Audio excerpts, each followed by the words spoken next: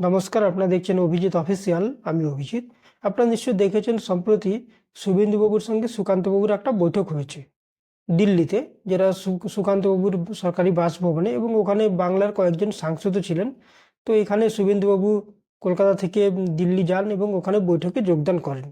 তো অনেকে যেটা বলা বলি করছে বিভিন্ন মিডিয়াতে, যে বিভিন্ন ভোটের স্ট্র্যাটেজি ইত্যাদি নিয়ে হয়তো আলোচনা হয়েছে সেই মিটিংয়ে, কিন্তু ঘটনাটা একদম তা নয়। যেটা বিজেপির মারফত জানা যাচ্ছে যে এই বৈঠক করার জন্য শুভেন্দুবাবুই সুকান্তবাবুকে ফোন করে অনুরোধ করেছিলেন একটা বৈঠক করার জন্য। তো এর আগে আপনারা দেখেছেন অনেক দিন থেকে সুকান্তবাবুর সঙ্গে বা দিলীপবাবুর সঙ্গে শুভেন্দুবাবুদের সেই মতো এক জায়গায় একটা জায়গায় কোনোদিন দেখা যায়নি, কোনো মিছিল মিটিংয়ে একসঙ্গে দেখা যায়নি। তো হঠাৎ কি এমন হয়ে গেল যে শুভেন্দুবাবু সুকান্তবাবুকে ফোন করে বললেন এই ধরনের একটা বৈঠকের আয়োজন করতে। তার কারণ যদি আপনারা দেখেন, তো অনেক দিন থেকে যেটা শুভেন্দুবাবুর বিরুদ্ধে কেন্দ্রীয় নেতৃত্বের কাছে একটা অভিযোগ যাচ্ছিল যে শুভেন্দুবাবু একটা প্যারালাল সংগঠন চালাচ্ছেন, উনি রাজ্য নেতৃত্বকে গুরুত্ব দিচ্ছেন না, নিজের মতো সব কিছু করছেন এবং নিজেকে বিজেপির উপরে এই ধরনের ভাবা শুরু করেছেন। তো এই অভিযোগের ভিত্তিতে কেন্দ্রীয় নেতৃত্ব কিন্তু উনাকে খুব একটা পাত্তা দিচ্ছিলেন না, উনার অ্যাপয়েন্টমেন্টও দিচ্ছিলেন না। কারণ দিল্লিতে গেলে উনি অমিত শাহজির সঙ্গে দেখা করার চেষ্টা করেন, সেই অমিত শাহজিও উনাকে কিন্তু অ্যাপয়েন্টমেন্ট দিচ্ছিলেন না। তো ধীরে ধীরে শুভেন্দুবাবু বুঝতে পারছিলেন যে ধীরে ধীরে কিন্তু উনি বিজেপিতে কোণঠাসা হয়ে পড়ছেন। তার যেটা হঠাৎ করে সুকান্তবাবুকে ফোন করে এই বৈঠকের আয়োজন এই কারণে করতে হয়েছে শুভেন্দুবাবুকে, তার আগের দিন মানে রবিবার দিন একটা বৈঠক হয়েছিল বিজেপির রাজ্য সভাপতি সুকান্ত মজুমদার এবং 3 কেন্দ্রীয় পর্যবেক্ষক সুনীল বনসল, মঙ্গল পাণ্ডে এবং অমিত মালব্য। তো এই বৈঠকে যেটা মূলত আলোচনা হচ্ছিল যে এই মাসের মানে এই মার্চ মাসের শেষে 29-30 তারিখে কেন্দ্রীয় স্বরাষ্ট্রমন্ত্রী অমিত শাহজি পশ্চিমবঙ্গে আসবেন দুদিনের জন্য, এবং ওখানে কিছু সরকারি কাজের বাইরে বিজেপির সঙ্গেও মানে রাজ্য নেতাদের সঙ্গেও উনি বৈঠক করবেন। তো সেই বৈঠকে কার কি দায়িত্ব থাকবে, কিভাবে ওই অমিত শাহজির যে কর্মসূচি পালন হবে, এইটা নিয়েই মূলত আলোচনার জন্য কিন্তু এই বৈঠকটা হয়েছিল। এর আগে আপনারা নিশ্চয়ই দেখবেন যে প্রত্যেকটা বৈঠকে যখনই অমিত শাহজি কলকাতায় আসতেন বা পশ্চিমবঙ্গে আসতেন, শুভেন্দুবাবু তার সামনে পেছনে সবসময় থাকতেন। তো এইবার যেহেতু শুভেন্দুবাবুকে ওই বৈঠকে ডাকা হয়নি, এর আগে কিছুদিন আগে আপনারা নিশ্চয়ই দেখেছেন যে সুকান্তবাবু একটা কথা বলেছিলেন যে শুভেন্দুবাবু এই ধরনের বৈঠকে আসার জন্য কমফোর্ট ফিল করেন না। তো ডেলিবারেটলি এইবার ওনাকে ডাকা হয়নি। তো যেহেতু এই খবরটা ওনার কাছে গেছে যে অমিত শাহজির যে কর্মসূচি নিয়ে আলোচনা, কিন্তু সেখানে ওনাকে ডাকা হয়নি, মানে শুভেন্দুবাবুকে ডাকা হয়নি, তার জন্য উনি বুঝতে পেরে গেছেন যে সামনে কিন্তু বিপদ খুব বড় ধরনের আসতে চলেছে।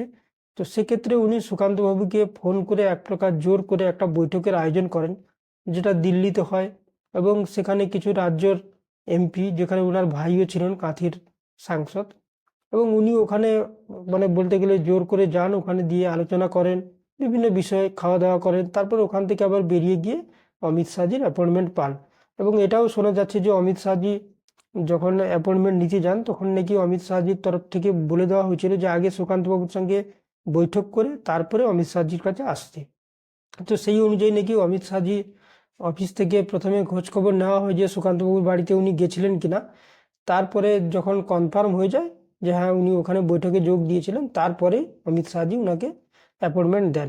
এবং ওখান থেকে উনি চলে আসার পরে মানে সোমবার দিন ওখান থেকে চলে আসার পরে মঙ্গলবার দিন আপনারা নিশ্চয়ই দেখেছেন যে উনি রাজ্য বিধানসভায় দিলীপবাবুকে মানে এসছিলেন, এবং সেখানে দুজনের মধ্যে যথেষ্ট ভালো কথাবার্তা, আলোচনা, ফুল দেওয়া নেওয়া, মিষ্টি খাওয়া ইত্যাদি দেখা গেল।